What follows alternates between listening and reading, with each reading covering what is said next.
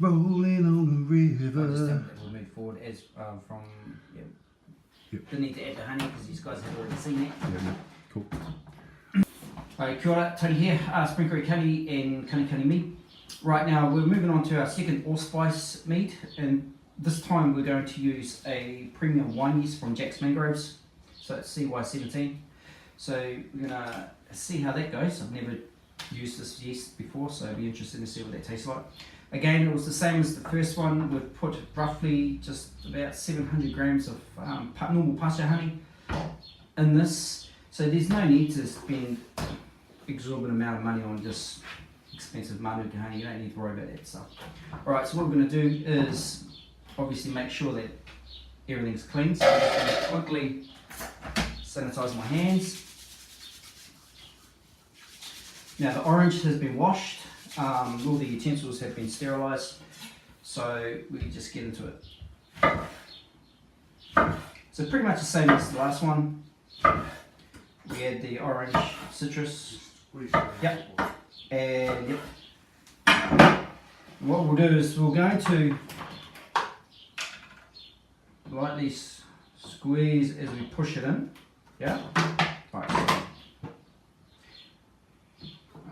Try and get as much of that orange flavour out as we can. It's a bit messy, get a bit of juice everywhere. Look over here. Don't worry about it too much. Alright. Oh, crikey. Now we're getting meshing it up, should be fine. In fact, a bit of orange pop be good for you. Alright.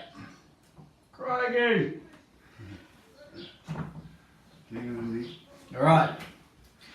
Okay, she's in there, just hold for 5 seconds.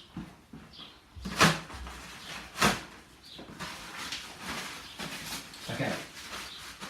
Right, so our next ingredient will be 1 cinnamon stick. So we'll just grab this 1 cinnamon stick.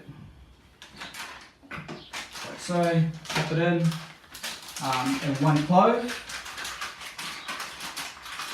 Like so. 1 clove. Very strong, so I advise really don't put any more than 1. If you love clove, try it with a little bit more clove, but I mean, even now you can smell that clove and it's quite strong. It's just a little pinch of ground allspice.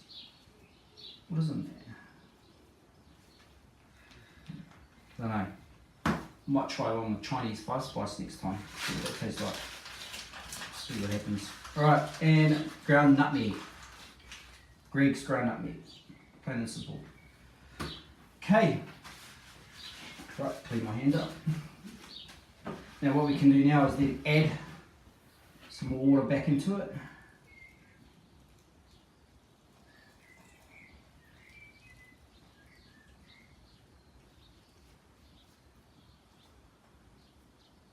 Like so.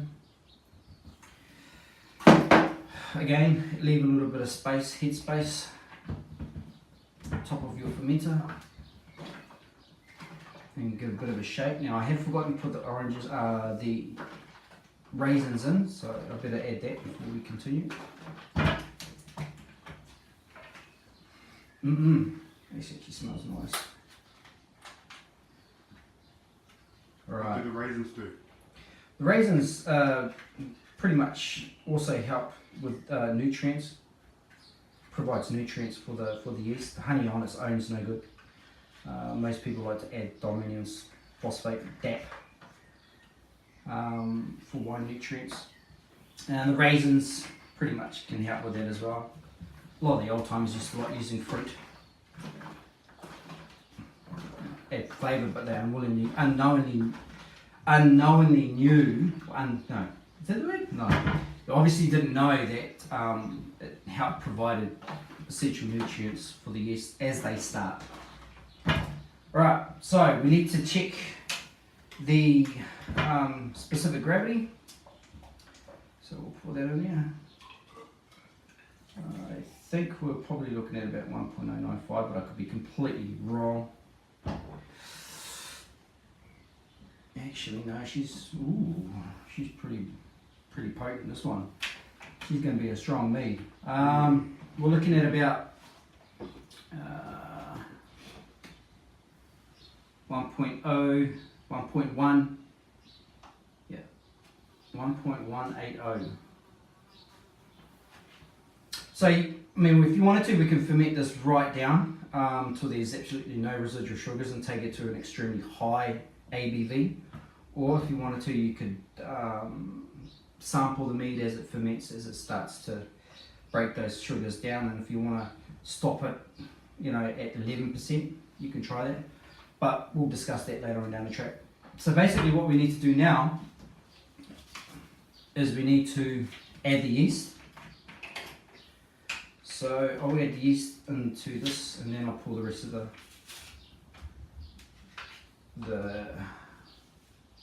the mead back in. Now it's entirely up to you if you want to use a starter. I like to use my starters on my big batches, but for something small like this, it's perfectly fine. Right, that smells nice. Right, let's pour it back in. Okay, give it a nice little shake. You don't have to be gentle, you can be as rough as guts if you wanted to. Aeration is extremely important.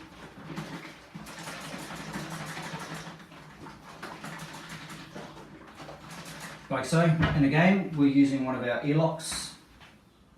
This is what, it's an Avenger balloon airlock. Yeah. So basically, for those who don't know, an airlock's important so you don't get any bugs or anything like that hopping into your mead as it's fermenting away. So typically within 24 hours or even a lot less, depending on how quickly the yeast activates, that should fill up.